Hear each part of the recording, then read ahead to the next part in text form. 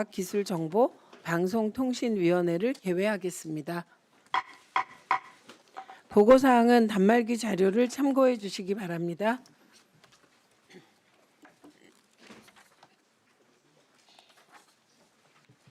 안 오셔요?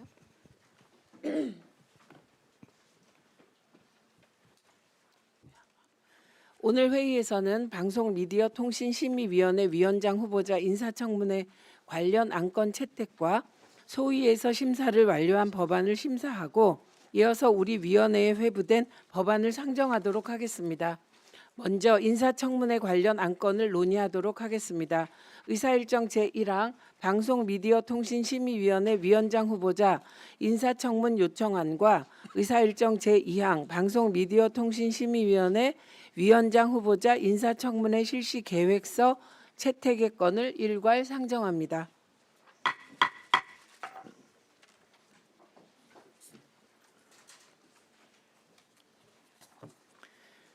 지난 3월 19일 방송미디어통신심의위원회 위원장 후보자에 대한 인사청문 요청안이 우리 위원회로 회부되었습니다. 간사위원과 협의한 결과 박미심이 위원장 후보자에 대한 인사청문회는 4월 1일 수요일 오전 10시부터 1일간 실시하기로 하였습니다. 회의는 방송미디어통신심의위원회 위원장 후보자의 선서와 모두 발언, 위원님의 질의와 후보자 답변 그리고 후보자 마무리 발언을 듣는 순서로 진행하는 것으로 하였습니다.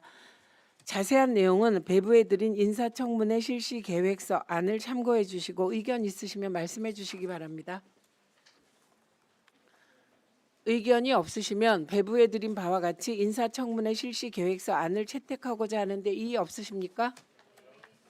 가결되었음을 선포합니다. 다음은 의사일정 제3항 인사청문회 자료 제출 요구의 건을 상정합니다.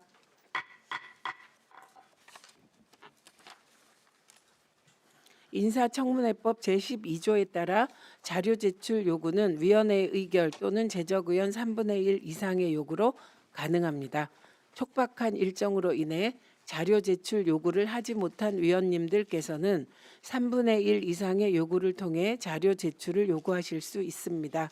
이 경우 자료 제출 기한을 2일로 부여할 예정이므로 7명 이상 위원님들의 직인을 날인하여 늦어도 27일 금요일 오전 10시까지 행정실에 제출해 주시면 됩니다. 구체적인 절차와 형식은 과방위 행정실에서 안내한 자료를 참고해 주시기 바랍니다. 인사청문 관련 자료 제출 요구 현황을 말씀드리면 오늘 회의 전까지 60개 기관에 대하여 총 1283건의 자료 제출 요구가 접수되었습니다. 자료 제출 현황 통계는 배부해드린 유인물을 참고해 주시기 바랍니다. 오늘 위원회에서 의결하는 자료 제출 요구에 대해서는 3월 27일 금요일 17시까지 해당 기관으로 하여금 제출하도록 하겠습니다. 지금까지 말씀드린 바와 같이 자료 제출 요구의 건을 의결하고자 하는데 이의 없으십니까? 가결되었음을 선포합니다.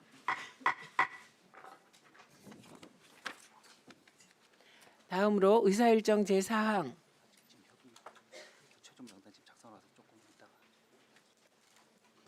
간사님이 여기 계신데 누구랑? 지금 명단 주셨어요. 그럼 이거 미룰게요.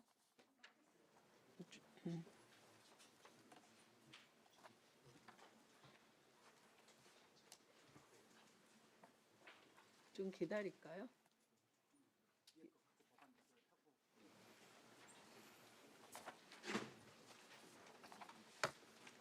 증인 등 출석 요구의 건은 협의 중이므로 잠시. 아니 그거는 이따가 제가 안 들으셨나? 여기요. 여기 3분의 1 지금 여기서 요구하시는 게 아니고요. 3분의 1 위원님들의 날인 받아서 제출하시면 무조건 내게 되어 있습니다. 그건 뭐 나중에 하시죠.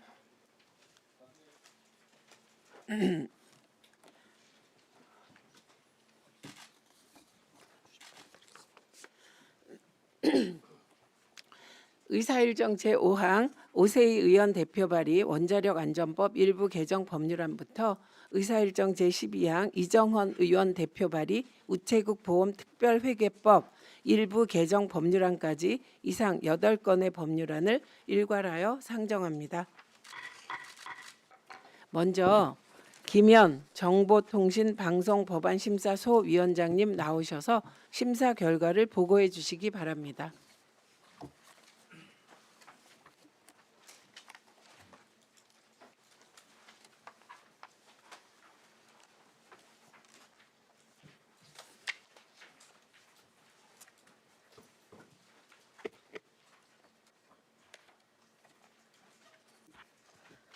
정보통신방송법안심사소위원회 김현입니다. 우리 정보통신방송법안심사소위원회는 3월 17일 소위원회를 개회하여 34건의 법률안에 대해 심도 있는 심사를 한 후 이 중 6건의 법률안을 의결하였습니다. 심사 결과를 간략하게 말씀드리겠습니다. 먼저 이혜민 의원이 대표 발의한 소프트웨어 진흥법 일부 개정 법률안은 소프트웨어 사업 공정이 일정한 진도에 다다른 때에는 가업심의위원회를 의무적으로 개최하도록 하고 필요한 예산을 확보하도록 의무를 부과하는 내용으로 필요한 재원 확보를 의무화하고 중복 개최 방지를 위하여 특별한 사정이 없는 한 가업심의위원회를 개최하도록 하되 개최 실익이 없는 경우에는 심의 절차를 생략할 수 있도록 수정하였습니다. 방송미디어통신위원회 설치 및 운영에 관한 법률 일부 개정 법률안 대안은 이만희, 조인철, 김상훈 의원이 각각 대표 발의한 3건의 법률안을 통합 조정한 것으로 식품, 의약품, 화장품 및 의료기기 관련 허위 과장 광고에 관한 정보를 방송미디어통신심의위원회 서면 심의 대상에 추가하려는 내용입니다. 이정헌 의원이 대표 발의한 우정사업 운영에 관한 특례법 일부 개정 법률안은 우정사업의 정의에 공공서비스와 관련된 업무의 대행 및 수탁을 추가하고 인프라 투자에 한정하여 이익 잉여금을 다른 특별회계로 전출할 수 있도록 하며 공공서비스 전달 플랫폼의 구축 운영 근거를 마련하려는 것입니다. 이정헌 의원이 대표 발의한 우체국 보험 특별회계법 일부 개정 법률안은 공적자금 상환기금법 일몰 이후 기존 공적자금 상환기금 출연금과 동일한 규모로 우체국 보험 특별회계에서 다른 특별회계의 결손을 보존하기 위해 결산 잉여금 일부를 우정사업 운영위원회의 심의를 거쳐 전출할 수 있도록 하는 내용입니다. 다만 결손 보존 실효성이 크지 않은 우체국 예금 특별회계는 대상에서 제외하고 우체국 보험 적립금 이 결손 보존에 사용되지 않았음을 명확히 하기 위해 결손 보존 재원을 회계 세입 세출 결산에 따른 잉여금으로 수정하였습니다. 이상으로 정보통신방송법안심사소위원회 심사 결과를 보고드렸습니다. 보다 자세한 내용은 단말기의 의결안을 참고해 주시기 바랍니다. 감사합니다. 김현 소위원장님 수고하셨습니다. 소위위원님 여러분께서도 수고 많으셨습니다. 다음 최영두 과학기술원자력 법안심사소위원장을 대신하여 박충권 위원님 나오셔서 심사 결과를 보고해 주시기 바랍니다.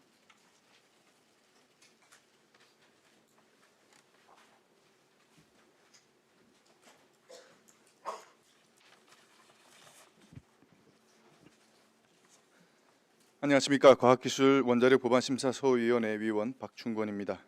우리 과학기술원자력법안심사소위원회는 3월 17일 법안심사소위원회를 개최하여 13건의 법률안에 대해 심도 있는 심사를 하였으며 이 중 1건의 법률안을 의결하였습니다. 주 내용을 중심으로 심사 결과를 말씀드리겠습니다. 오세희 의원이 대표 발의한 원자력안전법 일부 개정 법률안은 원자력 관계 사업자의 법령 준수 및 사고 예방 대응 등에 대한 노력 의무를 법률에 명시하려는 내용입니다. IAEA의 권고 취지를 보다 충실히 반영하여 이를 단순 법령 준수 또는 노력 의무가 아닌 적극적 조치와 원자력 이용 안전 전반에 대한 책무로 규정하는 것을 수정 의결하였습니다. 이상으로 과학기술원자력법안심사소위원회의 심사 결과를 보고드렸습니다. 보다 자세한 내용은 단말기의 의결안 등을 참고해 주시기 바랍니다. 감사합니다. 박충권 위원님 수고하셨습니다. 소위위원님 여러분께서도 수고 많으셨습니다. 그러면 방금 법안심사소위에서 보고한 심사 결과에 대해서 의견 있으시면 말씀해 주시기 바랍니다.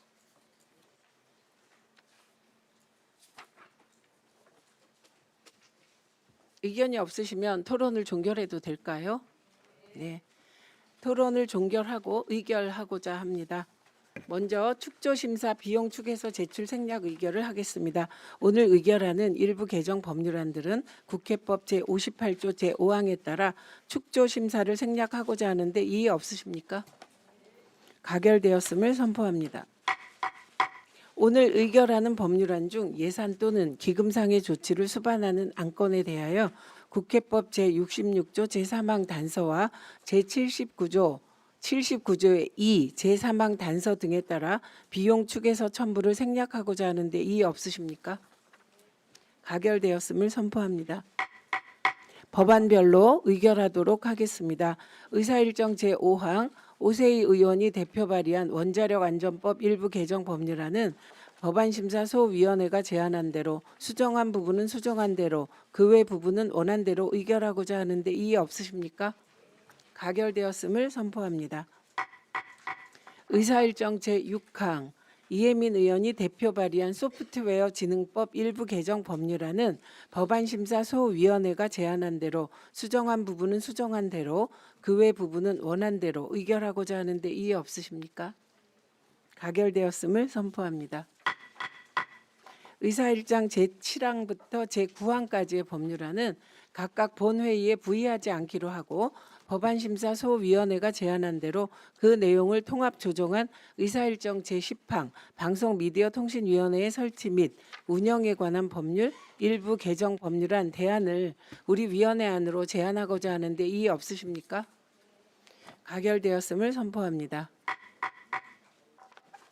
의사일정 제11항 이정원 의원이 대표 발의한 우정사업 운영에 관한 특례법 일부 개정 법률안은 법안심사소위원회가 제안한 대로 수정한 부분은 수정한 대로 그 외 부분은 원한 대로 의결하고자 하는데 이의 없으십니까?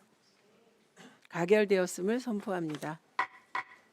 의사일정 제12항 이정원 의원이 대표 발의한 우체국 보험 특별회계법 일부 개정 법률안은 법안심사소위원회가 제안한 대로 수정한 부분은 수정한 대로 그 외 부분은 원한 대로 의결하고자 하는데 이의 없으십니까?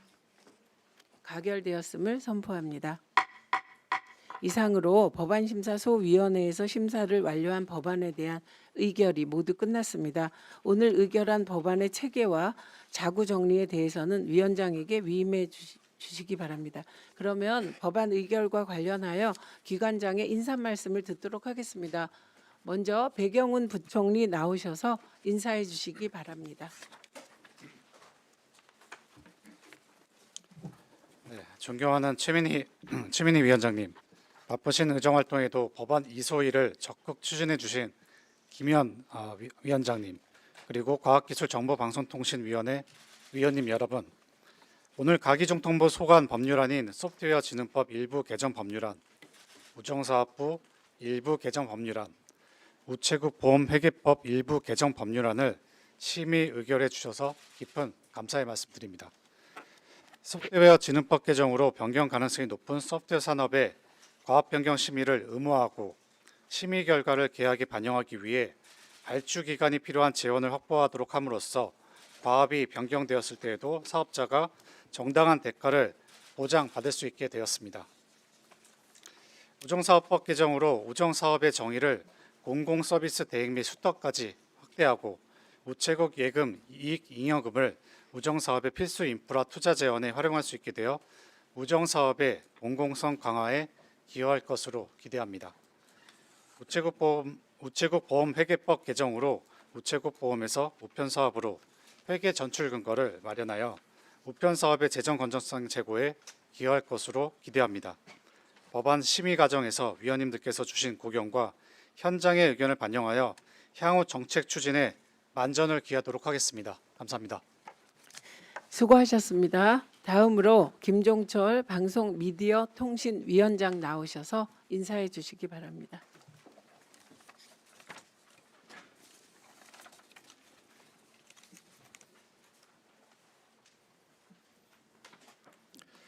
예, 존경하는 최민희 위원장님, 김현 법안소위 위원장님을 비롯한 법안소위 위원님과 과방위 위원님, 바쁘신 의정활동 중에도 방송미디어통신위원회 설치 및 운영에 관한 법률 일부 개정 법률안을 심의 의결해 주셔서 깊이 감사드립니다. 이번에 의결해 주신 법률안이 통과되면 식의약품, 화장품, 의료기기 등 생활 밀착형 제품들에 대한 허위 과장 광고를 방미심의, 서면심의를 통해 신속하게 차단하여 국민의 신체 및 건강상 피해를 실질적으로 줄여나갈 수 있을 것으로 기대됩니다. 향후 법 시행 시에 위원님들께서 법안 심의 과정에서 지적해 주신 내용들의 취지가 적극 반영될 수 있도록 준비해 나가겠습니다. 다시 한번 위원님들의 노고에 감사의 말씀을 드립니다. 수고하셨습니다. 최원호 원자력 안전위원장 나오셔서 인사해 주시기 바랍니다.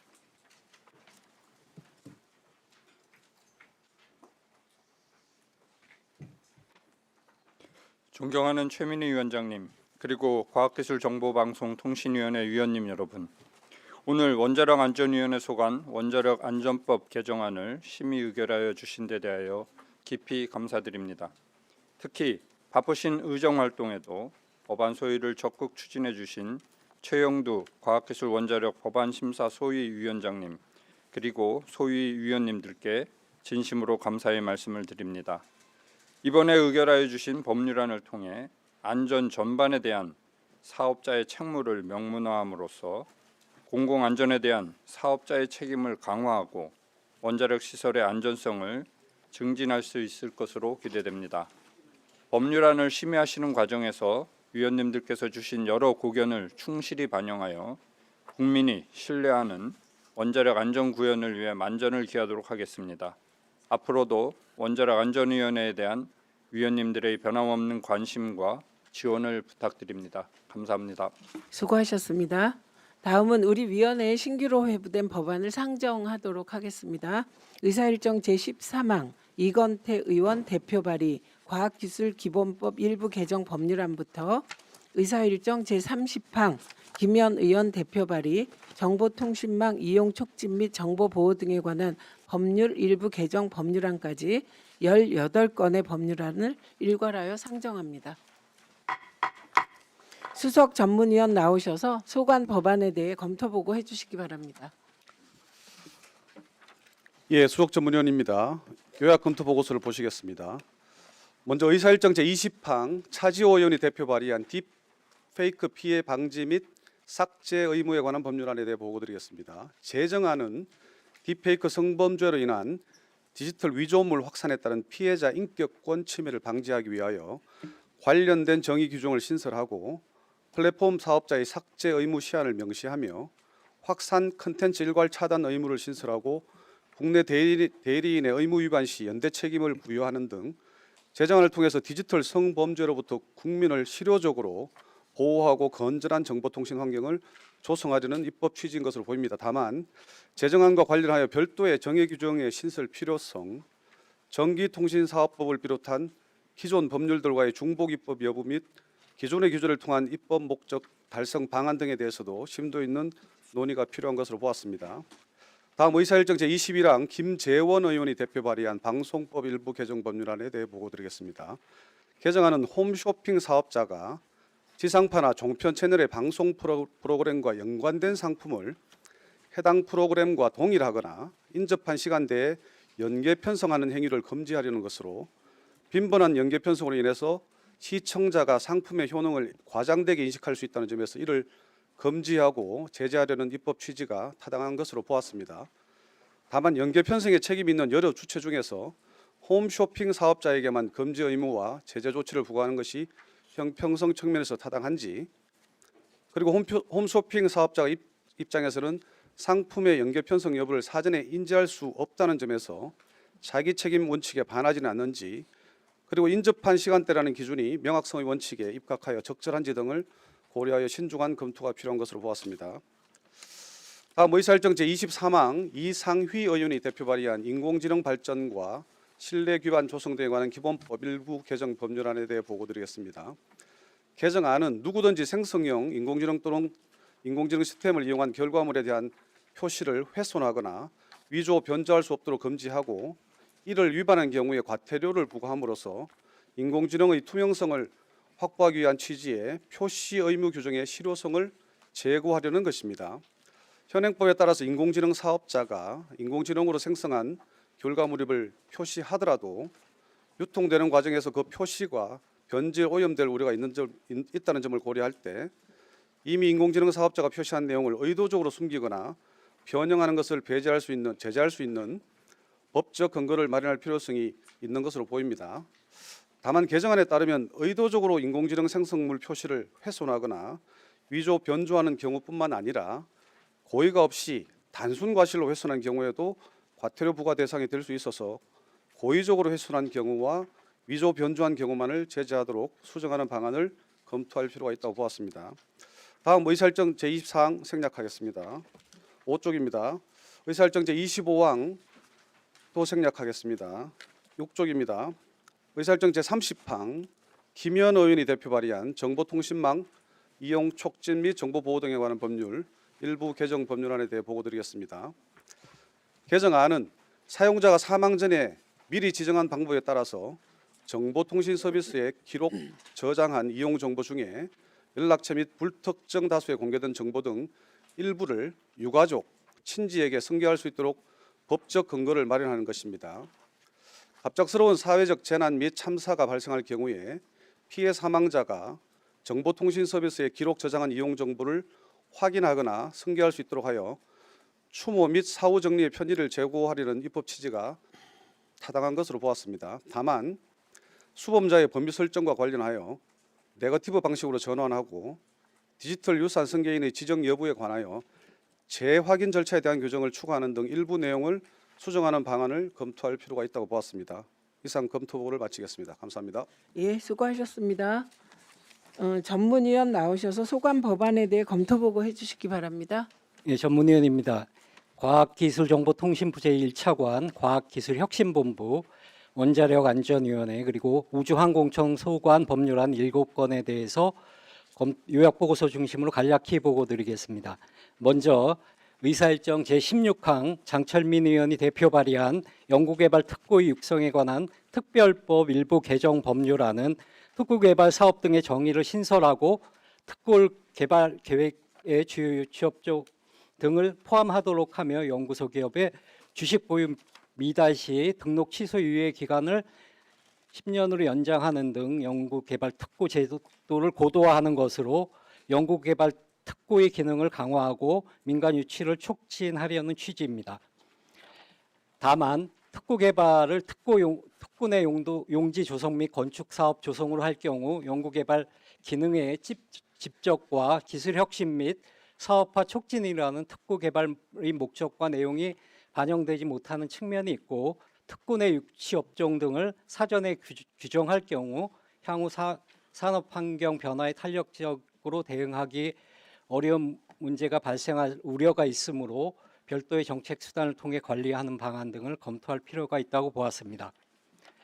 다음으로 의사일정 제17항 김장겸 의원이 대표 발의한 원자력 시설 등의 방호 및 방사능 방제 대책법 일부 개정 법률안은 원자력 사업자가 원자력 시설 등에 접근하거나 침입하는 미승인 드론에 대하여 탐지, 퇴치, 추락, 포획 등 조치할 수 있도록 하고 물리적 방호, 교육 훈련 등 일정한 경우에는 전파 차단 장치를 예외적으로 사용할 수 있도록 하는 내용입니다. 최근 원자력 시설 주변 불법 드론 문제가 지속적으로 제기되고 있고 현행법상 원자력 사업자의 현장 대응과 실효적인 교육 훈련에 한계가 있는 점을 고려할 때 개정안은 원자력 시설의 물리적 방호 역량 강화를 위한 것으로 타당하다고 보았습니다. 다만 원자력 사업자에게 드론에 대한 포괄적이고 직접적인 대응 조치를 허용하는 것이 과잉금치 원칙에 비추어 적정한지 그리고 전파 차단 장치 사용 특례를 전파법이 아닌 이 법에서 규정하는 것이 타당한지에 대해서는 논의가 필요하다고 보았습니다. 마지막으로 의사일정 제19항 서천호 의원이 대표 발의한 항공우주산업개발 촉진법 일부 개정 법률안은 항공우주산업의 육성을 위해 항공기 개발 사업의 대상을 모든 항공기로 확대하고 성능과 품질 향상을 위한 지원 사업의 근거 규정을 신설하는 내용입니다. 이는 급변하는 항공우주산업 환경에 대응하고 산업 전반의 경쟁력을 강화하려는 측면에서 타당하다고 보았습니다.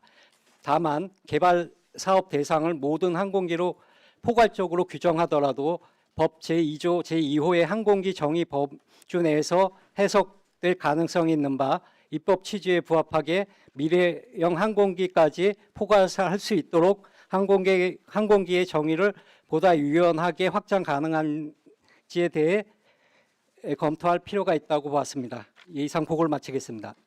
예, 수고하셨습니다. 다음은 대체 토론할 차례입니다. 법안에 대해 의견 있으신 위원님께서는 말씀해 주시기 바랍니다. 없으시면 대체 토론을 마치고 18건의 법안은 보다 심도 있는 심사를 위해 각각 소관 법안심사소위원회로 회부하도록 하겠습니다. 증인 등 출석 요구의 건을 다시 하겠습니다. 다음으로 의사일정 제4항 방송미디어통신심의위원회 위원장 후보자 인사청문회 증인 등 출석 요구의 건을 상정합니다. 이 안건은 인사청문회법 제4조 및 제8조와 국회에서의 증언, 감정 등에 관한 법률 제2조 및 제5조에 따라 방송미디어통신심의위원회 위원장 후보자 인사청문회에 필요한 증인과 참고인의 출석을 요구하기 위한 절차입니다. 증인 및 참고인에 대하여 간사와 협의한 결과 증인 2명, 참고인 2명을 채택하기로 하였습니다. 구체적인 명단과 출석 일시 등은 배부해드린 자료를 참고하여 주시기 바랍니다. 배부해드린 바와 같이 증인과 참고인에 대하여 출석을 요구하는 것에 대해 이의 없으십니까? 가결되었음을 선포합니다. 출석 요구의 철회 및 일시 변경 등에 관한 경미한 사항은 위원장과 간사에게 위임해 주시기 바랍니다. 오늘 준비한 안건을 모두 마무리하였습니다. 부총리와 박미통 위원장, 원안 위원장, 우주항공청장을 비롯한 관계자 여러분 수고 많으셨습니다. 자료 제출.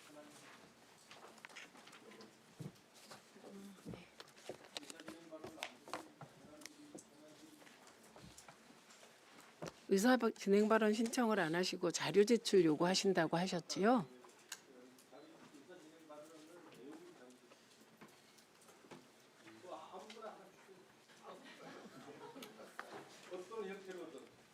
네, 2분 주세요.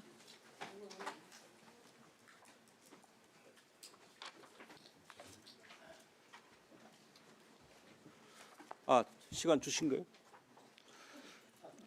현안 질의하실 거예요. 현안 질의. 아, 예. 그럼 5분 드리세요. 5분. 예. 예. 자, 배경훈 부총리님. 네.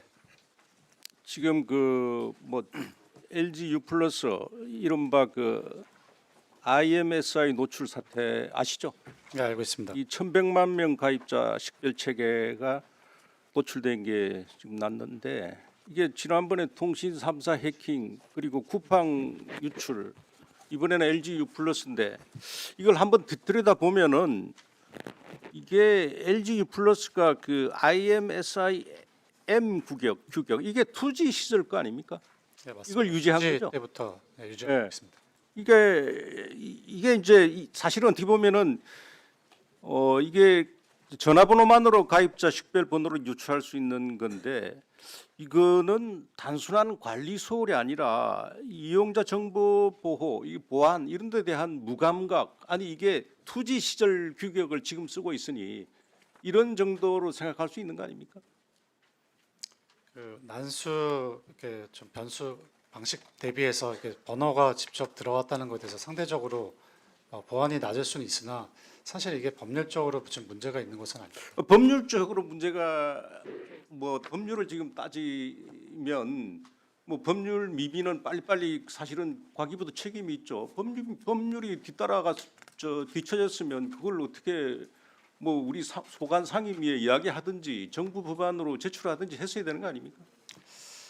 네, 그래서 좀 저희도 이제 문제를 인식하고 네, 플러스도 이제 4월 13일부터 유심 교체에 대한 어떤 추가 대응을 지금 하기로 한 것으로. 아니 그러니까 이게 이제 지금 뭐 우리 위원장도 대안 입법을 준비 중인 걸로 아는데 이게 이제 신규 가입자들이 다시 유심을 교체해야 될 그런 이중 불편을 겪을 가능성이 큰데 지금 이것 때문에 우리 저 배 부총리 LG 출신이죠.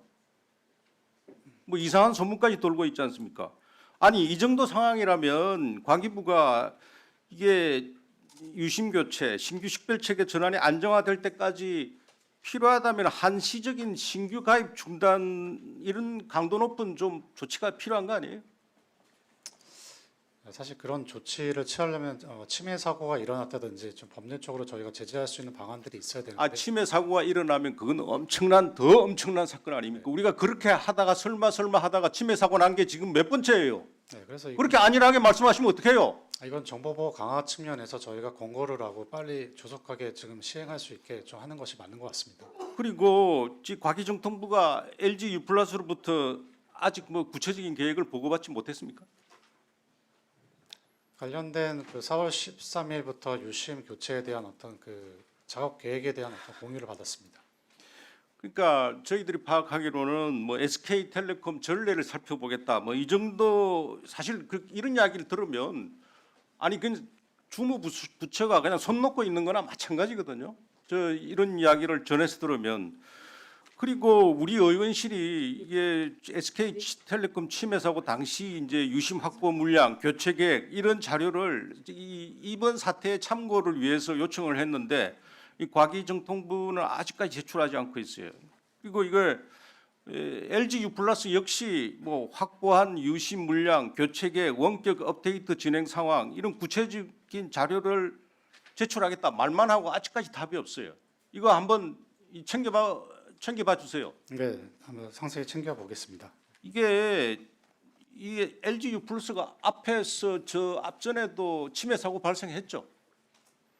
네, 발생했습니다. 예, 그런데 이게 그때 당시에도 뭐 당국의 조사를 방해했다 이런 의혹이 일었잖아요. 기억 안 나세요? 이런 상황이라면 국민적 우려를 불식시키기 위해서라도 과기정통부나 부총리께서 직접 나서야 됩니다. 그렇게 생각하지 않으세요? 네, 직접 저희가 아니 이게 통하고 대응책 우리가 설마 보완하다가 지금 당한 게 몇 번이에요. 이게 정말 말이 안 됩니다 이거. 하긴 자 어떤 행정 조치를 어떻게 검토하고 있는지 또 신규 가입자 보호 대책은 뭔지 이거 좀 명확히 해서 보고해 주시기 네, 정리해서 보고 드리겠습니다. 네, 고맙습니다. 예, 이정원 의원님, 이혜민 의원님 순으로 드리겠습니다. 네, 저는 2분만 주시면 예, 됩니다. 2분 드리세요. 네, 서울 광진구가 국회의원 이정원입니다. 오는 4월 1일 방송미디어통신심의위원회 위원장 후보자에 대한 사상 첫 인사청문회가 진행됩니다. 관련해서 한 말씀 드리고 싶어서 발언 기회를 요청했습니다. 후보자 인사청문회를 앞두고 저는 류일임 전 위원장이 대한민국 헌정사에 남긴 참담한 흔적들을 다시금 떠올리고 있습니다. 가족과 지인들을 총동원한 민원 사주 의혹부터 MBC의 바이든 날리면 보도와 같은 정권 비판 언론에 대한 보복성 징계, 그리고 구글 본사에서 책상을 내리치며 부린 목리까지 일일이 열거하기조차 부끄러운 과거들이었습니다. 이번 청문회는 방미심의가 과거의 오욕을 씻고 완전히 새로운 조직으로 환골탈태하는 계기가 돼야 한다고 저는 생각합니다. 후보자와 방미심의 관계자 여러분께서는 이번 청문회에 무게감을 되새기면서 준비해 달라는 당부의 말씀을 드리겠습니다. 그동안 독립성과 객관성 보장을 사명으로 여겼던 방미심의가 실상은 권력의 언론 검열기구로 전락해서 이용당했던 것은 아닌지 뼈아프게 되돌아보고 인사청문회를 준비해 주십시오. AI 기술 고도화에 따른 허위 조작 정보의 범람, 그리고 한 사람의 인격뿐만 아니라 인생 전체를 파괴할 수 있는 신종 디지털 범죄, 또 거대 OTT와 글로벌 플랫폼의 영향력 확대 등 변화된 환경에 대응하는 심의체계 혁신 구상을 후보자께서 잘 설명해 주시기를 기대합니다. 철저히 검증하겠다는 말씀을 드립니다. 저희 국회 더불어민주당 과방위 위원들은 이재명 정부의 국정수행을 제도적으로 뒷받침하는 동시에 지난 윤석열 내란 정부가 남긴 언론과 방송 장악의 잔재를 청산하는 데도 최선을 다할 것이라는 말씀도 드립니다. 이상입니다. 예, 이혜민 의원님.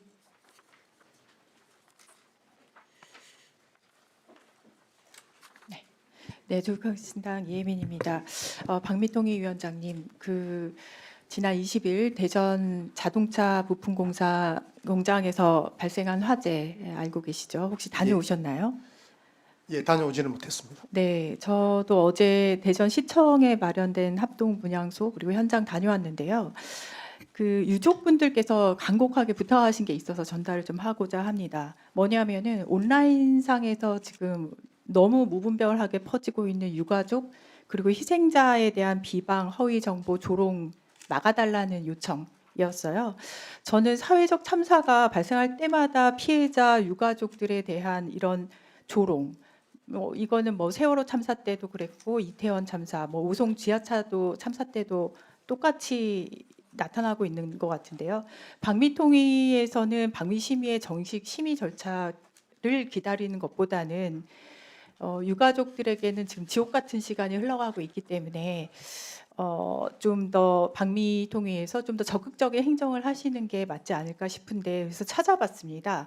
그래서 현재 정보통신망법에서 제44조의 3 임시조치에서는 정보통신 서비스 제공자가 타인의 권리를 침해하는 정보에 대한 자율적으로 임시조치 취할 수 있게 규정을 하고 있거든요. 그래서 필요하시다면은 플랫폼 사업자들하고 즉각적인 재난 긴급 한라인 좀 구축을 하셔서 이것 또한 명백한 2차 가해가 될 수가 있거든요. 그래서 자율 규제 적극적으로 또 플랫폼에서도 할 수 있도록 위원장님께서 적극적으로 좀 챙겨주셨으면 좋겠다 이 말씀드리고요. 장관님께 하나 아까 김장겸 의원님 질의에 맞춰서 저도 좀 말씀을 드리고 싶은데 LGU 플러스 이번에 IMSI 값 관련돼서는 좀 찾아봤는데 이게 그거잖아요. 제 핸드폰하고 기지국이 있는데 가입자 식별 정보 같은 경우는 핸드폰에서 기지국으로 날아갈 때 암호화를 하지 않습니다. 키값이기 때문에 그렇죠. 그래서 해킹이 됐을 때 되게 쉽게 캐처로 해킹이 됐을 때 그대로 드러나는 문장이에요. 근데 그 문장을 그렇기 때문에 랜덤화를 하죠. 알아보지 못하게.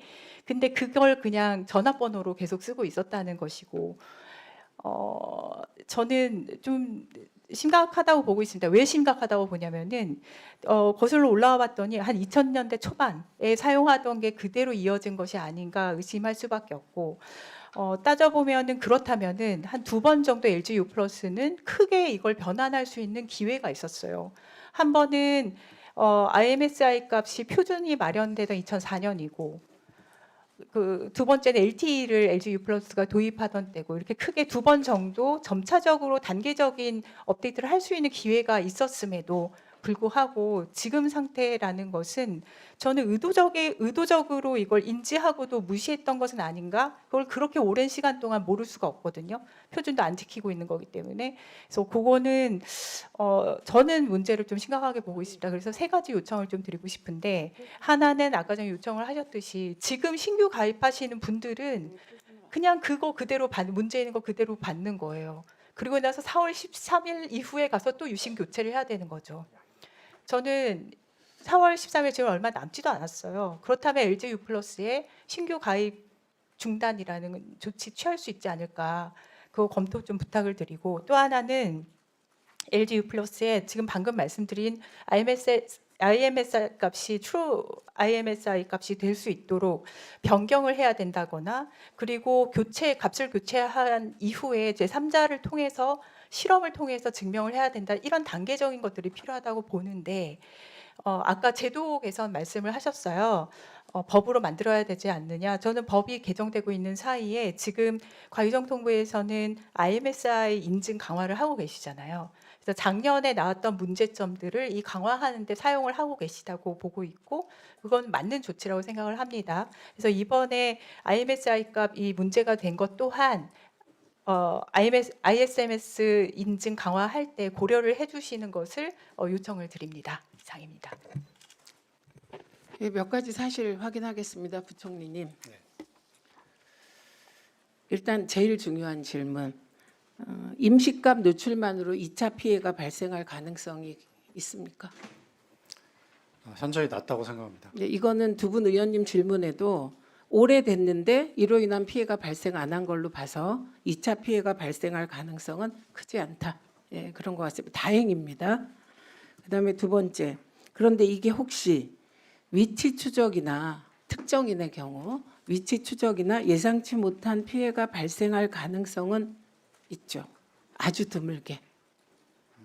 복제보다 말씀하신 대로 그 위치 추적에 대한 좀 우려가 지금 있기 때문에 이 문제가 이제 불거진 것이고, 네. 근데 그 위치 추적이 되려면은 그 ISMMI 그 SI 그 캡처가 있어야 됩니다. 그리고 여러 가지 좀 환경 조건 여러 가지 조건들이 수반돼야 이것들이 예. 좀 예. 그 부총리님 LG 유플러스라고 해서 부총리님이 뭐 과기부총리로서 더 뭐 책임을 지거나 이런 거 아닙니다. 마음의 부담이 있을 거라고 생각하나 답변을 정확하게 해줘야 국민들이 덜 불안하십니다. 전혀 그런 사항은 없습니다. 통지 3사죠 똑같이 다. 네. 그래서 현재 LG 유플러스는 4월 13일부터 번호 이동을 하거나 신규로 가입하는 고객들의 경우에는 변경된 체계가 새로운 유심에 자동으로 적용된다. 이렇게 지금 대책을 세우겠다고 하고 있죠. 네, 맞습니다. 네. 그리고 이게 4월 13일인 것은 기술적인 시간이 필요했기 때문으로 확인했습니다. 그리고 올 11월까지는 그리고 기존 이용 중인 고객 대상으로 유심 재설정을 통해 보완을 한층 더 강화해 추가로 유심 교체를 원하는 고객에게는 무상으로 교체를 진행하겠다고 밝혀왔습니다. 맞죠? 네, 맞습니다. 네. 그리고 올 11월까지는 원격 재설정을 통해 모든 고객의 IMSI 임시값의 난수화 도입을 마무리하겠다. 그래서 기술적인 조치를 그때 완료하겠다고 밝혔죠. 네, 그렇게 그다음에 적극 무엇보다 그렇게 발표하겠습니다. 네, 무엇보다 중요한 거 지금 LG 유플러스의 임시값 건이 국제 기준이나 법률을 위반한 겁니까? 전혀 위반 사항은 아닙니다. 네, 위반 사항은 아닙니다. 그런데 관리를 해야 될 것 같아서 이미 저희 위원실에서 법을 발의했습니다. 알고 계시죠? 네, 알고 있습니다. 예, 그동안 전기통신번호 자원 관리 계획에 식별 체계, 정보통신 서비스 제공을 위한 식별 체계 및 운영에 관한 사항이 일부가 빠져 있었는데 이번에 그것까지 포함하는 법안을 이미 발의했습니다. 이거 빨리 통과시키도록 해야 과기부가 적극적으로 나설 수 있으시잖아요. 네, 맞습니다. 네, 이 사안은 저희가 화이트 해커로부터 제보를 받았습니다. 그런데 조치를 취하지 않은 상태에서 이것을 폭로할 경우 오히려 그것이 더 혼란을 야기할 수 있어서 법까지 다 발의했고 그때 이미 누군가 이걸 공개할 것으로 예상했습니다. 그래서 빨리빨리 LG 유플러스에도 일단 이 건으로 2차 피해가 발생한 사례가 없기 때문에 오랫동안 그래서 대책 마련을 해두자. 그런데 역시 예상대로 누군가 공개하더군요. 그래서 오히려 최초로 이걸 발견한 화이트 해커는 이거 공개하면 오히려 문제가 될 수 있다. 이렇게 우려하는 상황도 발생했습니다. 그래서 법 통과되면 꼼꼼하게 관리해 주시기 바랍니다. 네, 철저하게 대응하겠습니다. 네, 추가로 현안 질의하실 위원님, 3분 드리세요. 이정원입니다. 김종철 방송미디어통신위원회 위원장님께 질문 드리겠습니다. 며칠 전에 TBS 다녀오셨죠? 네, 그렇습니다. 네, 어떤 분들을 만났습니까? 예, 그게 지금 비상 대응 체제에 있는 그 대표 직무대리 분하고 또 비상대책위원회 공동위원장님들 그리고 그 현업에 계신 여러분들 그리고 현장에서 또 노력 재능 기부로 방송하시고 있는 분들 이런 여러분들을 뵙고 왔습니다. 지난해 12월 인사청문회 이후 그리고 취임 이후에 처음으로 방문하신 거잖아요. 네, 첫 방문이었습니다. 네, 현장에 가보니까 어떻든가요? 뭐 사무실도 다 텅 비어 있고 직원들도 없고 썰렁한 모습을 저도 2주 전에 현장에 직접 가서 목소리를 들으면서 느꼈습니다. 어떤 느낌이셨습니까? 예, 의원님 말씀처럼 저희 방송 현장이 제대로 기능하지 못하고 있고 비상 방송 체제로 운영되고 있는 현장을 직접 체험해서 참 안타까움을 금할 수 없었습니다. 네, TV도 송출하지 못하는 상황인데 그럼에도 불구하고 유튜브 라이브를 계속해서 준비하고 열심히 방송하는 모습도 저는 볼 수 있었습니다. 그만큼 TBS 직원들의 방송 정상화를 위한 열정은 대단한데요. 네, 그런 것도 좀 함께 느끼셨습니까? 예, 그 방송과 관련된 행정기관으로서 책무를 다시 한번 확인하는 그런 기회였습니다. 네, 현재 재정적으로 굉장히 힘든 상황이잖아요. 직원들이 살아가는 것도 생활비조차도 마련하는 게 너무 힘들고 지금 월급도 끊긴 지 이미 오래됐고요. 이 부분에 대한 말씀도 좀 많이 들었습니까?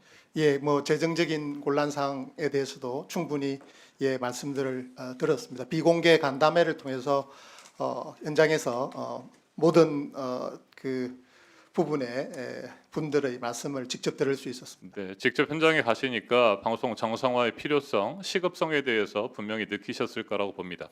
이게 현장 실사 또 현장 간담회에 그쳐서는 안 되고 방송미디어통신위원회가 방송 정상화, TBS 정상화를 위해 노력하셔야 되는데 앞으로 어떤 절차에 의해서 또 어떤 노력들을 하실지 남은 한 30여 초 말씀을 좀 해주십시오. 예, 갔는데 그 작가로 정식으로 고용되어 계신 분이 송재현 작가께서 그 공장 폐쇄라고 그 기록을 남기신 책을 저한테 직접 주셨고 그 주신 책에 그 남겨주신 말이 세상 모든 것들에 금이 있고 그 금으로 새로운 빛이 시작된다라는 취지의 말씀을 주시면서 방미통위가 그런 어떤 새빛을 낳는 첫 걸음을 내디뎌 달라는 어떤 부탁의 말씀을 지금 가슴 깊이 새기고 있습니다. 저희 방미통위 차원에서 행정적으로 할 수 있는 일 그리고 사실은 위원회가 아직도 아시다시피 구성되어 있지 못합니다. 위원회가 구성되었을 때 저희들이 할 수 있는 일들에 대해서 다루도록 그렇게 하는 각오를 다지고 왔습니다. 예, 다양한 방안들에 대해서 오색을 저희들이 검토를 하고 있고 위원회가 구성되어지면 추진을 하도록 그렇게 하겠습니다. 좀 구체적으로 말씀해 보시죠. 어떤 방안 하실 거예요? 예, 뭐 이번 당장 추경에 지난번에 저희가 75억 지원하기로 국회 과방위에서 통과된 게 예결위에서 잘 안 됐거든요. 구체적으로 추상적으로는 뭐 그런 얘기를 수십 번도 더 들었습니다. 근데 구체적으로 뭐를 예, 뭐 당장 뭐 계실까요? 금방 위원장님께서 말씀해주신 그 예산 관련된 부분을 저희들이 지금 추경이 지금 추진되고 있지 않습니까? 저희 방미통위 차원에서 추경 안에 포함시켜서 신청을 지금 준비를 하고 있습니다.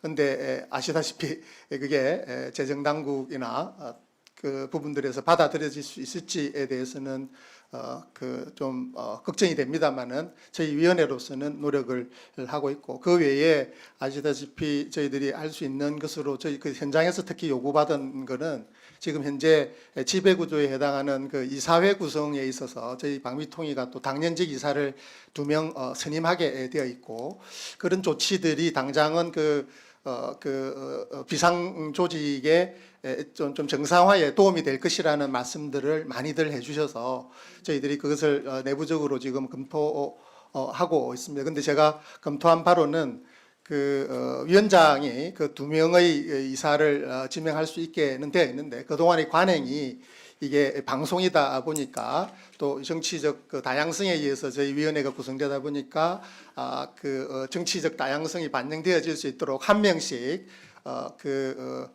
다양한 어떤 배경으로 가진 어떤 상임위원들과 협의해서 지명을 할 수 있도록 되어 있어서 그 준비들을 지금 시작을 하고 있고 그 이외에 저희들이 재정적으로 할 수 있는 방안들로 사업 광고 허용 문제라든지 협찬과 관련된 문제, 그다음에 출연 기간 재지정 등과 관련된 부분들은 당사자의 신청이 필요하다라거나 관계 기관의 또 협의가 필요하다는 부분들도 있고 또 어떤 면에서는 당사자들이 어떤 방식으로 법적 그 지위를 정할지 이런 것들과 그 연계된 문제들이기 때문에 협의해서 저희 위원회가 또 구성되어지면 위원들과의 뜻을 모아서 진행을 그런 의제들에 대해서 하도록 하겠습니다.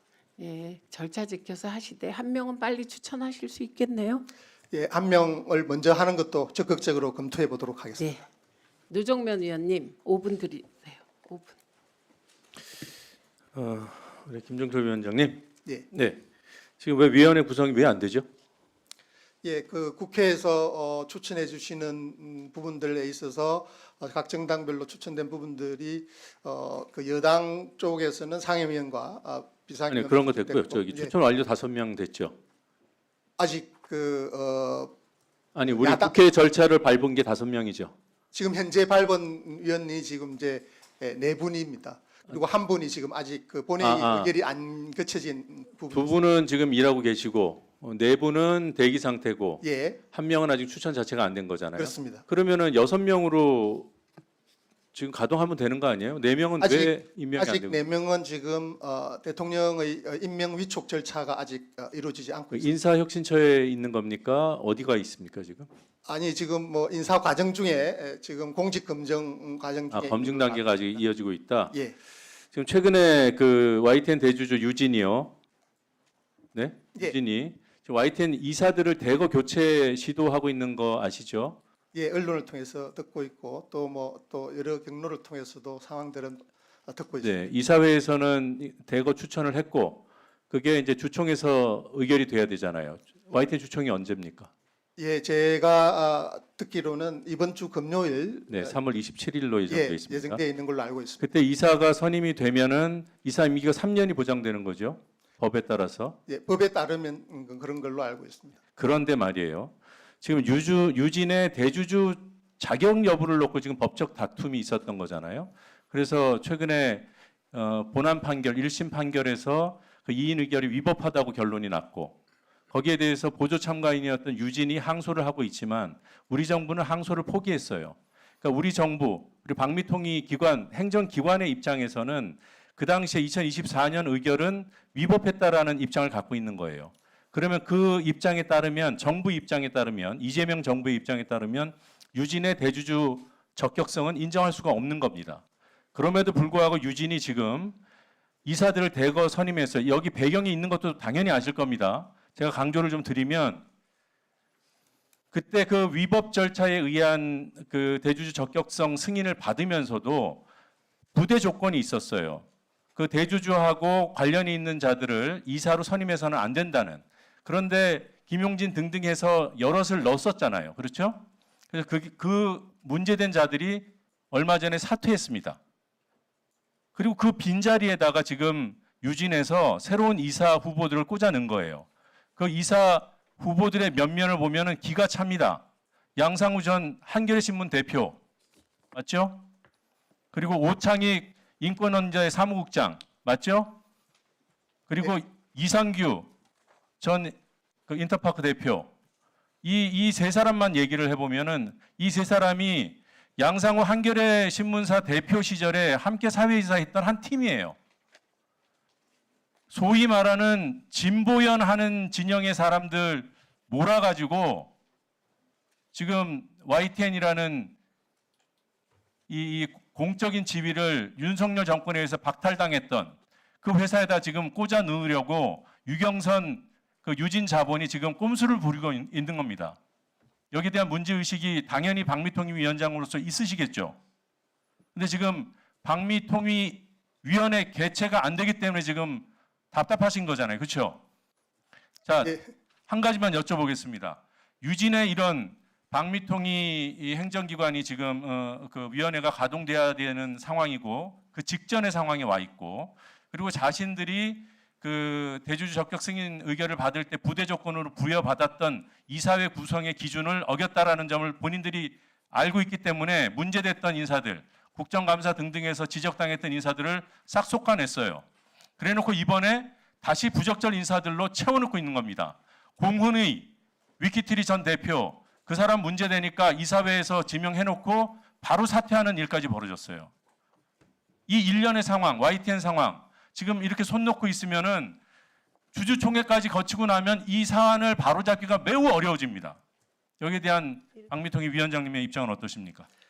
예, 뭐 의원님께서 말씀해 주신 바 이 사태에 대해서 저희들도 예의주시하고 있고, 근데 잘 아시다시피 이 부분은 소송이 그 1심만 끝난 상태에서 항소가 되어져서 계속 진행 중인 그런 사안인데다가 현행 법 체제 하에서 저희들이 위원회가 구성되어지지 않고 있는 상황에서 이걸 의제화해서 어떤 결정을 할 수 있는 그런 상황이 아니기 때문에 그와 관련된 자료들을 저희들이 수집을 하고 그다음에 필요한 법률 검토 등을 사무처를 중심으로 해서 진행 중입니다. 그래서 위원회가 구성이 되어지면 그 시급성 등을 고려해서 다루어지지 않을까 이렇게 생각을 하고 다루어지도록 노력을 하도록 하겠습니다. 지금 답변을 듣는 저는 충분히 이해가 되는데 오해의 소지가 있어서 간단하게 질문을 이렇게 드리겠습니다. 유진이 지금 하고 있는 행태는 이재명 정부의 아직 끝나지 않았다고 하는 1심 판결, 그러나 이재명 정부는 수용하기로 한 그 판결의 취지에 어긋나는 행동입니까? 부합하는 행동입니까? 예, 1심 판결의 취지가 그 2인 체제의 위법성이라는 것에 기초하고 있고 실체적 판단 부분들은 하지 않고 있습니다. 그리고 의원님께서도 잘 아시다시피 그 판결에서 2인 체제의 결과 내려진 게 이게 무효 결정이 아니고 취소 결정을 내린 상태이기 때문에 그것은 항소심에서 주요하게 다루어질 수 있는, 그래서 소송과 관련된 부분들은 완결이 된 상태라고 하기는 어렵다 이렇게 볼 수 있겠습니다. 이런 부분들 고려해서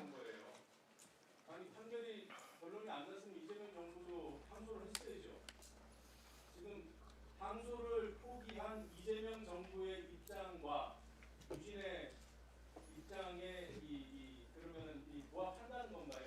아니, 예, 그 특정 당사자 입장과 저희 위원회가 부합할 수 있는 그런 것은 아니고 저희 기관으로서 저희들은 이 체제의 위법성과 관련된 입장들을 그 기존의 입장들을 새롭게 구성되어지면서 바꾼 것이고 그 바꾼 것에 따라서 또 지휘를 받아서 그 항소를 포기한 그런 결과인 것이고, 항소심은 여전히 진행이 되고 있고 항소심의 소송상의 심판 대상들은 아직도 그 실체적 부분들과 관련되어져서 열려 있다 이렇게 말씀을 드릴 수 있겠습니다. 그 노정면 의원님, 김현 의원님이 발언 신청하셨으니까 드리고요.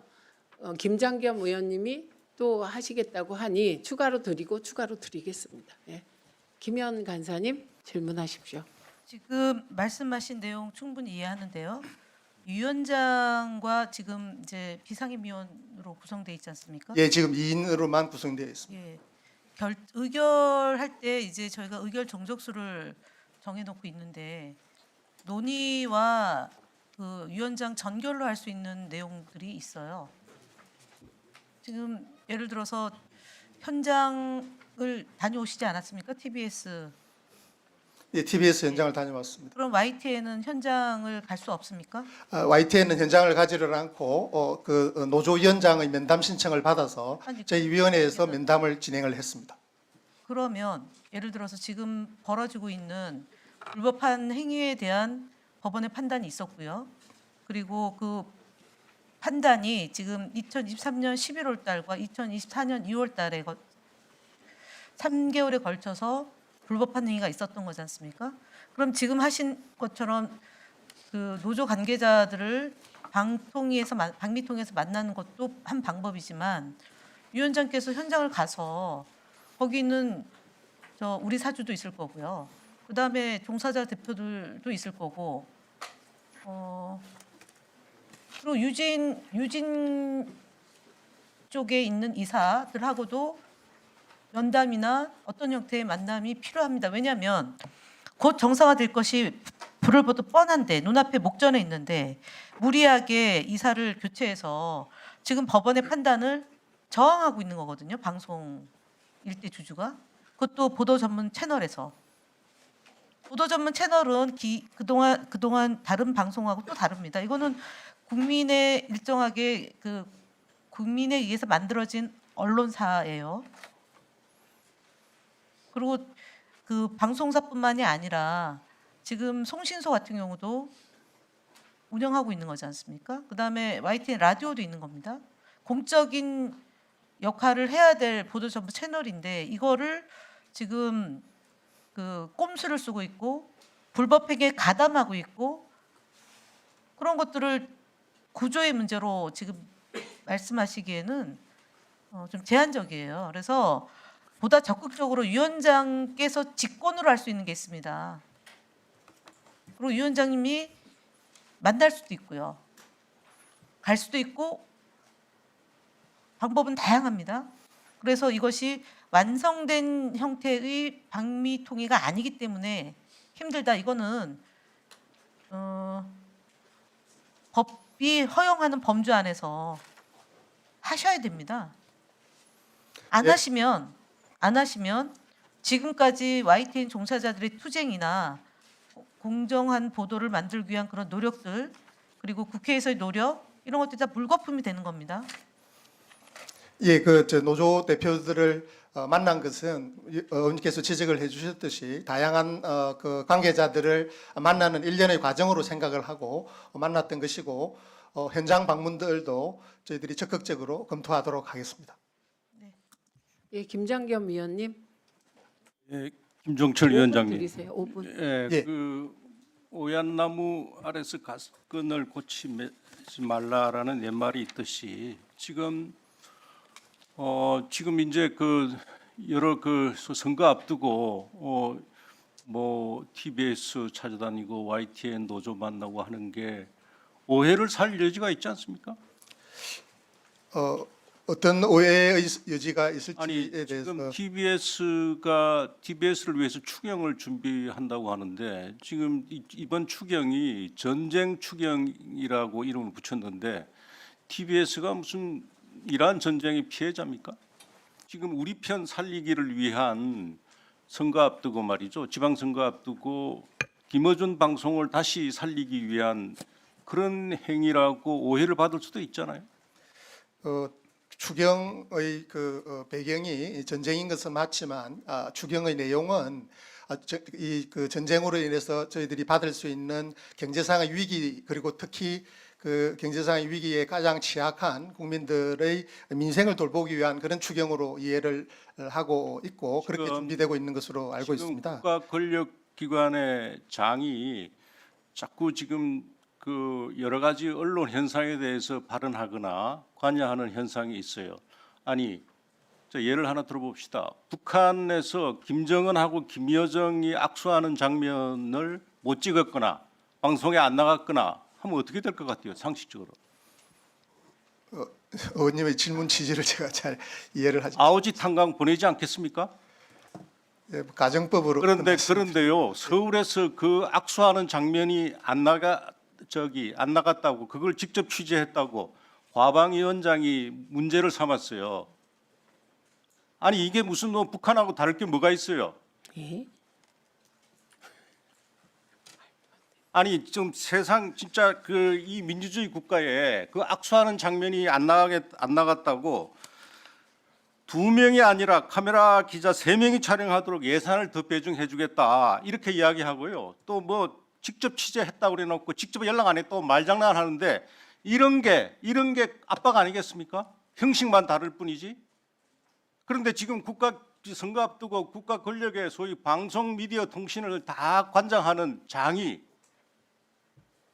이 사람 저 사람 그 이 단체 저 단체 만나고 다니면서 지금 뭐 하자는 겁니까 지금? 그게 오해 살 일은 하지 않아야죠. 그리고 이재명 대통령 얼마 전에 뭐라고 그랬습니까? 아니 SBS한테 공개 사과 요구했죠. 알고 계시죠? 예. 그러니까요. 최민희 과방위원장이 KTV 사실 확인하고 악수하는 장면 뭐 대책 운운하고 이 본질적으로 결이 같습니다. 아니 자 그런 문제가 있으면 우리 법적인 테두리 내에서 언론중재위원회라는 게 있고 소송이라는 게 있지 않습니까? 권력을 가진 대통령이 인허가권을 가진 방송미디어통신위원회 위원장이 국회 과방위원장이 직접 나서서 이렇게 하는 게 이게 언론 자유와 언론 방송 자유에 도대체 어떤 영향을 미친다고 생각하십니까? 예, 방송 행정을 담당하고 있는 기관장으로서 공백이 생기고 있는 그 방송사 현장을 방문하는 것은 오히려 직무에 부합하는 일이라고 생각을 하고 방문을 했고, 또 여러 의원님께서 관심을 가지고 말씀을 해주신 여러 현안들에 대해서도 이해관계자들의 의견들을 충분히 반영해서 저희 합의제 기관이 구성되었지만 거기서 충실한 심의와 의결이 이루어질 수 있도록 준비하는 것은 저희 책무라고 생각을 하고 일을 수행을 하고 있습니다. 세계가요 BTS로 서울에 주목하고 광화문에 주목하는데 고작 악수하는 장면 안 나갔다고 문제 삼고요. 또 대통령이 직접 방송사에 사과를 요구하고요. 이게 이 결이 맞습니까? 이게 맞지 않잖아요. 이거 그렇게 되면 언론이라는 게 뭡니까? 자기 검열 아니 정권이 바뀌었다고 생각해 봅시다. 광우병 MBC 보도에 대해서 보수 정권 하에서 광우병 그거 허위예요. 명예훼손이 아니라는 거지, 무죄라는 거지. 그거 허위임이 드러났습니다. 그런데 대통령이 그거 사과해라 했다면 언론 노조가 저 진보 정당이고 난리를 치지 않겠습니까? 근데 이게 지금 아니 어떻게 이런 일이 그냥 벌어지고 있는지 저는 정말 납득할 수가 없어요. 이상입니다. 그 방미통 위원장님, 이런 거 명확히 답해 주셔야 합니다. 예. 우선 첫째, SBS의 그것이 알고 싶다는 언론 자유가 아닙니다. 악의적 허위 왜곡 보도로 정파적 태도를 취한 것입니다. 그리고 그 피해자로서, 사적 공적 피해자로서 대통령은 얼마든지 사과 요구를 할 수 있다고 생각합니다. 그리고 이진숙 씨는요, MBC를 비난하고 그리고 그 극우 매체에 나가서 별의별 말을 다 했습니다. 이게 그럼 안 되시고요. 그리고 늘 우리가 이 자리가 면책 특권이 있다고 해서 거짓말 하시면 안 됩니다. 저는 KTV 그걸 문제 삼은 적이 없습니다. 하도 문제가 되기에 사실 확인을 했고요. 사실 확인 결과 해프닝이다. 이렇게 제가 몇 번이나 페북에 올렸으니 알아보시기 바랍니다. 예, 그리고 그 SBS 노조까지 성명을 냈는데요. 이 부분에 대해서는 SBS 노조도 언론 자유가 아닌 가짜 뉴스 옹호하시면 안 됩니다. 게다가 이건 악의적 가짜 뉴스였습니다. 예, 노정면 의원님 질의하십시오. 공인이 언론의 피해자가 됐을 때 참아야 한다. 이게 혹시 그 인간적으로 뭔가 품이 넓은 사람 또는 인내하는 사람의 그런 인상을 줄 수도 있겠죠.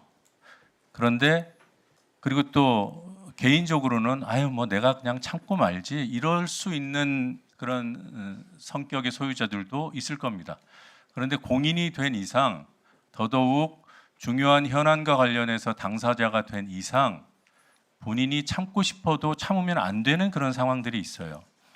SBS 사건은 유력 정치인을 향해서 심각한 어떤 범죄 혐의, 유착 혐의를 제기했던 보도와 관련된 건입니다. 그때 지금 국민의힘 나경원 의원이 드럼통 안에 들어가서 이재명식 드럼통 공포 정치 하지 말라고 얼마 전에 퍼포먼스 했죠. 그게 그 출발이 바로 2018년 7월 21일 그것이 알고 싶다. 조폭과 권력편. 거기에 신세계라는 영화하고 영화 아수라 등장시키고 거기다가 이재명 당시 경기도지사 사진 빡 박아서 이런 스토리가 지금 현실에서 일어나고 있다. 그때 다뤘던 그것이 알고 싶다 보도의 주제가 살인사건이었어요.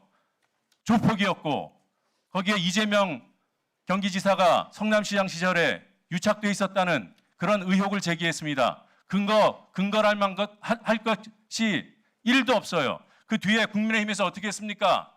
그 조폭들 물고 이들이 결국은 국민의힘 정치인들하고 결탁해가지고 돈다발 사진 인터넷에다가 띄우고 그걸 국정감사장까지 끌고 와서 김용판 씨 뭐라고 했습니까? 그리고 그 조폭 그자를 변호한 자가 장영하 국민의힘 당협위원장이에요. 그런 사안에 연루돼서 겨우 7년 8년 들들 당하고 피해를 보다가 겨우 그 장영하에 대해서 유죄 확정이 나서 피해자로서 바로잡고 사과해달라는데 그런 얘기를 안 하면 공인으로서 책무를 다하지 않은 거죠. 그런 얘기를 안 하면 언론이 써줍니까? 그래서 어떨 때는 참아야 될 때가 있지만 이런 건 참고 싶어도 참으면 안 되는 거예요. 언론을 향해서도 정도를 걷자고 요구하는 거고요. 그리고 국민을 향해서도 이런 일이 있다는 것을 보고 드려야 되는 거고요. 추후보도 청구권 여러분들은 아십니까? 그런 국민의 권리가 2018년도에 이재명과 같은 언론 피해자가 나오면 그런 권리가 있으니 쓰라고 알려드려야 되는 거고요. 그 대통령의 입장문, 그 짧은 입장문 속에는 그런 의미가 담겨 있는 걸 누가 봐도 알 수 있는데 대통령이니까 참아라. 그건 저는 동의가 안 되고요. 제 본론으로 돌아가서 유진에 대한 2024년 2월 그 당시 방통위의 그 유진 대주주 적격 심사에 대한 법원의 판단은 한마디로 요약하면 이거였습니다. 더 볼 것도 없다. 5명 정원인데 둘이 나와가지고 뚱뚱뚱 땅땅땅 두드린 이 의결은 실체를 볼 것도 없다. 그러니까 우리 위원장님은 법률가 출신이시고 해서 그런 부분들이 많이 신경 쓰이실 것 같아요. 그래서 이제 국민께 더 알려드리고 싶은 그 뜻은 충분히 저는 이해를 합니다만 무효 판결이 아니라 취소 판결이었다 그러면 뭔가 가벼운 판결처럼 오해될 여지가 있어요. 그거는 절차적으로 문제가 있으니 더 볼 것도 없다는 거예요. 이 취소 법원의 판단이 확정되면은 유진의 대주주 적격성은 부인되는 겁니다. 거기에서는 무효와 다를 게 없는 거예요. 그래서 굳이 그거를 법률적으로 구별을 안 해주셔도 되겠다라는 말씀이 생각이 들었고요. 그걸 취소시킨 법원의 1심 판단을 우리 정부는 수용했잖아요. 그렇죠? 우리 정부의 입장은 그때 그것이 절차상 심각한 위법이었다라는 데 동의한 겁니다. 우리는 그 입장을 가지고 이제 위원회가 가동이 되면 그에 따른 일관성 있는 어떤 조치를 취하려고 노력할 거라고 저는 기대하고 있습니다만 그 중요한 시점에 방미통이 이 구성이 늦어지는 이 시점에 경영진을 이사들을 자기네 사람으로 또 바꾸려고 한다. 이 꼼수와 이 부당함에 대해서 문제의식을 제기하는 거예요. 거기에 대해서 우리 위원장님이 혹시라도 두둔했다라는 오해를 받으실까 봐 제가 구구절절 부연 설명을 드렸습니다. 이상입니다. 예. 오늘 준비한 안건을 모두 마무리하였습니다. 부총리와 박미통 위원장, 원안위원장, 우주항공청장을 비롯한 관계자 여러분 수고 많으셨습니다. 위원님들과 보좌 직원들, 수석 전문위원을 비롯한 과방위